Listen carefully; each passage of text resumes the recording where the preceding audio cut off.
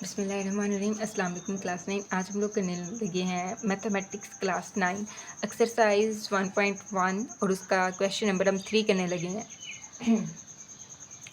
Express the following as a rational number p over q where p and the p are integers and the q not is equal to the 0।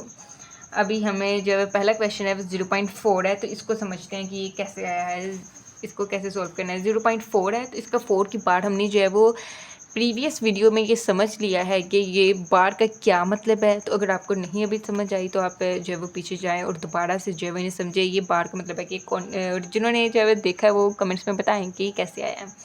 तो बार का मतलब है कि हमारी value जो continuously चलती जा रही है।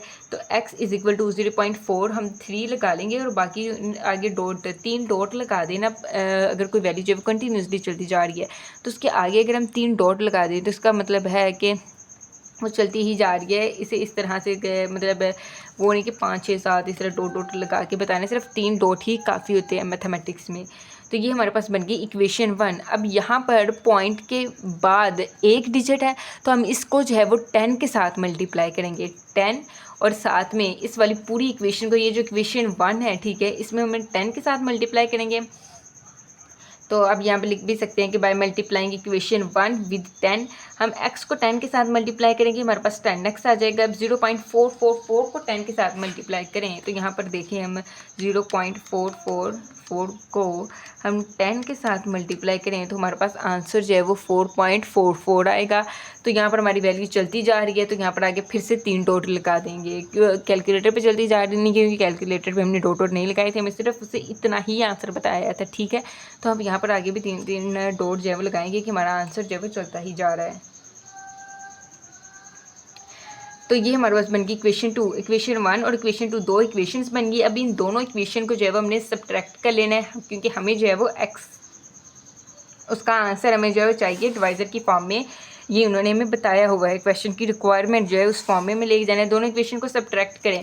10x minus x is equal to -44 minus 4.44 minus 0.44 को माइनस करेंगे यहाँ पर। अब 10 में से x को माइनस करेंगे, हमारे पास 9x आ जाएगा। इन वैल्यूज़ को माइनस करेंगे, 4.44 को माइनस करेंगे 0.44 से, तो हमारे पास इसका आंसर आ जाएगा 4.44 माइनस 0.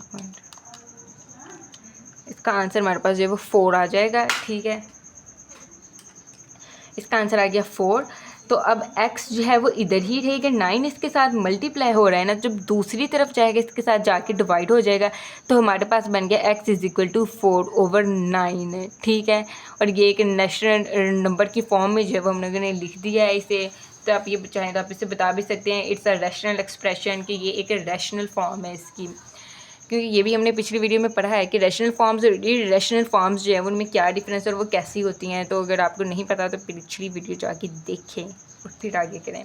अगला हमारे पास है 0.37, इसके ऊपर बार है, इसका मतलब है ये भी वैल्यू चलती जा रही है, कॉन्टीन्यूस है। तो हम अब इसके बाद पॉइंट के बाद आगे 2 वैल्यूज़ है, इसका मतलब हमने इसे 100 से डिवाइड करना था। ऊपर पॉइंट के बाद एक वैल्यू, तो इसे हमने 10 के साथ मल्टीप्लाई किया। अब जो है वो 2 वैल्यूज़ हम जो पहली हमारी इक्वेशन है उसे 100 के साथ मल्टीप्लाई करेंगे। 100 के साथ मल्टीप्लाई करने के बाद हमारे पास 2 इक्वेशंस बन जाएंगी, एक इक्वेशन 1 और दूसरी इक्वेशन 2। फिर से वही बात, इनको सब्ट्रैक्ट करें। 100 में से x को माइनस किया, 99x आ गया, माइनस इन 2 वैल्यूज़ को माइनस करेंगे तो हमारे पास 37 आ जाएगा। 37 आ गया। 99 जो है वो प्रीवियस क्वेश्चन ही की तरह दूसरी तरफ जाके डिवाइड हो जाएगा और साथ में बता देंगे कि ये एक रैशनल एक्सप्रेशन है। That's it.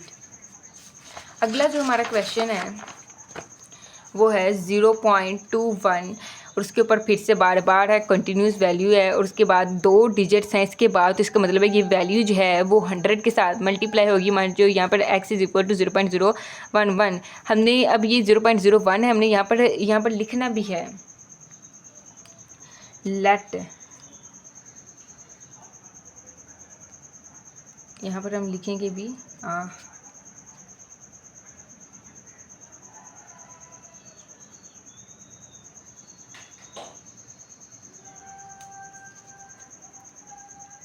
लेट ठीक है। Let x is equal to 0.2121, यहाँ पर लेट साथ लिखना जरूरी है, लेट लिख लें यहाँ, suppose that x is equal to 0.2121, और उसके बाद बाय मल्टीप्लाइंग इक्वेशन 1 विद 100 के साथ इसे मल्टीप्लाई करेंगे, 100x का आ जाएगा 100x, और इस 0.221 को 100 के साथ मल्टीप्लाई करें तो ये देखिए यहाँ पर 0.212121 मल्टीप्लाई 100, तो हमारे पास इसका आंसर आ जाएगा 21.2121, ये हमारे पास इसका आंसर आ गया। तो इसके बाद दोनों इक्वेशन को सब्ट्रैक्ट कर देंगे, 100x minus x 99x is equal to 21, इन दोनों को भी माइनस करेंगे, x इधर आ जाएगा, ये 99 तो जाके डिवाइड हो जाएगा, तो हमारे पास ये आ जाएगा एक रैशनल एक्सप्रेशन की फॉर्म में। तो आई होप इसकी आपको समझ आई होगी। हमारे पास जब इसका क्वेश्चन नंबर 4 है आगे, name the properties used in following. अब हमने जो है वो इनकी प्रॉपर्टीज़ को बताना है। अब इस क्वेश्चन को करने के लिए आपको पीछे से जो है वो प्रॉपर्टीज़ जो है वो ऑलरेडी आनी चाहिए इनकी। तो यहाँ पर जाके सबसे पहले इसकी प्रॉपर्टीज़ को समझते हैं। ये प्रॉपर्टीज़ हैं हमारी पास, ये वाली जो अभी हमें रिक्वायर्ड हैं, पेज नंबर 7 पे। एडिक्टिव, पहली जो एडिक्टिव प्रॉपर्टी है, दूसरा मल्टीप्लिकेटिव है, दोनों सेम है। एडिक्टिव में प्लस का साइन आता है और जो नीचे वाले उसमें कोई भी साइन नहीं आएगा। सबसे पहले आती है हमारे पास क्लियर की। क्लियर हमारे पास क्या है कि a प्लस बी, और ये आगे उन्होंने एग्जांपल बताई हुई है, यानी कि a plus b is equal to 5। Simple अगर हमारे पास कोई भी क्वेश्चन लिखा हुआ है प्लस की फॉर्म में, 2 प्लस 3, 3 प्लस 6, 7 प्लस 6, इस तरह की जो फॉर्म में लिखा होगा वो हमारे पास होगी क्लियर। साथ में हमने लिखना है क्लियर विद रिस्पेक्ट टू एडिक्टिव प्रॉपर्टी। आगे हमारे पास आता है कम्युनिकेटिव प्रॉपर्टी। कम्युनिकेटिव प्रॉपर्टी अगर हमारे पास इस फॉर्म में लिखी हो, 2 plus 2 is equal to 5 plus 2, यानी कि दोनों जो है वो वैल्यूज़ को प्लस करने के बाद इक्वल की साइड पे, इस साइड पे भी कुछ वैल्यूज़ हो, इस साइड पे भी वैल्यूज़, और उनको वैल्यूज़ को प्लस करने के बाद हमारा जो आंसर है दोनों का सेम आएगा, तो वो कम्युनिकेटिव प्रॉपर्टी होगी। अगला है हमारे पास एसोसिएटिव। एसोसिएटिव में, कम्युनिकेटिव में हमारे पास 2 वैल्यूज़ होती है, एसोसिएटिव में हमारे पास जो है 3 वैल्यूज़ होंगी, ठीक है।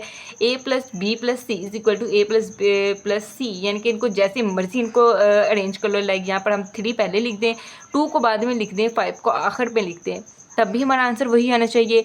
जैसे मर्जी कर लें, सेम ऊपर वाली वैल्यू की कम्युनिकेटिव प्रॉपर्टी की तरह ही है कि अगर हम इन्हें प्लस करेंगे तो हमारा आंसर जो है वो सेम आना चाहिए। आगे आता है आइडेंटिटी।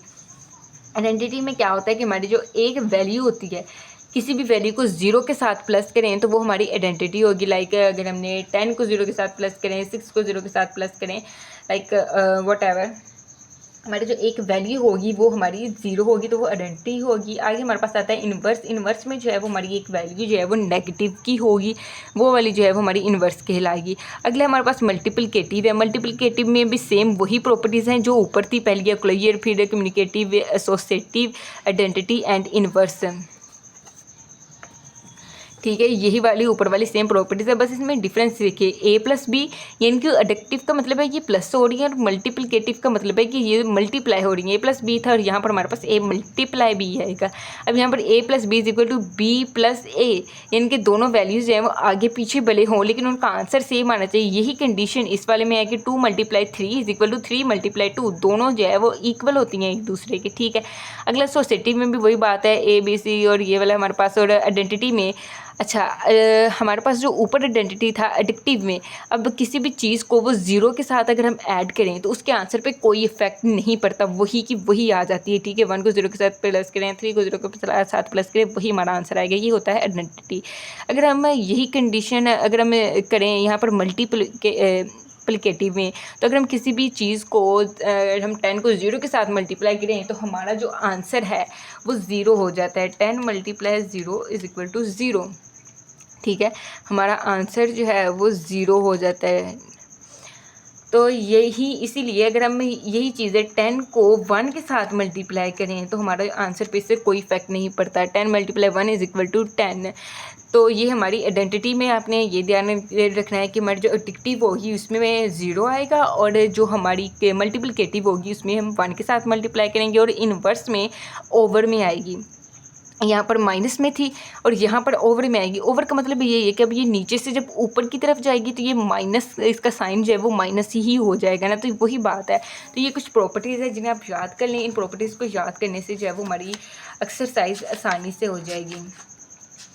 तो यहाँ पर देखें, अच्छा एक्सरसाइज हमारे पास थी 1.1 1। और यहाँ पर सबसे पहली जो प्रॉपर्टी है इसको देखिए, a+4+b=a+b4b। अब ये यहाँ पर सबसे पहली ही प्रॉपर्टी है।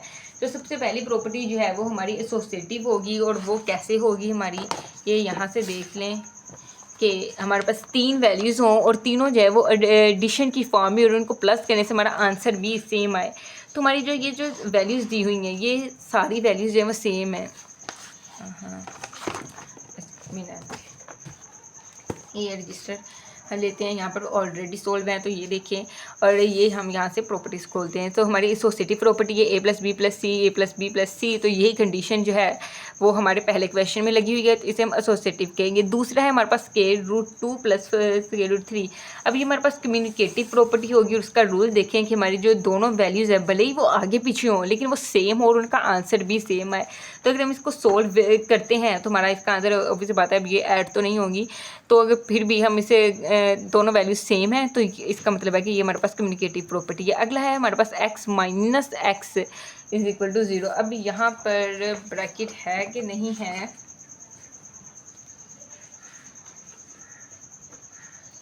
यहाँ पर क्वेश्चन है हमारे पास, हाँ जी, यहाँ पर ब्रैकेट नहीं है। x - x = 0।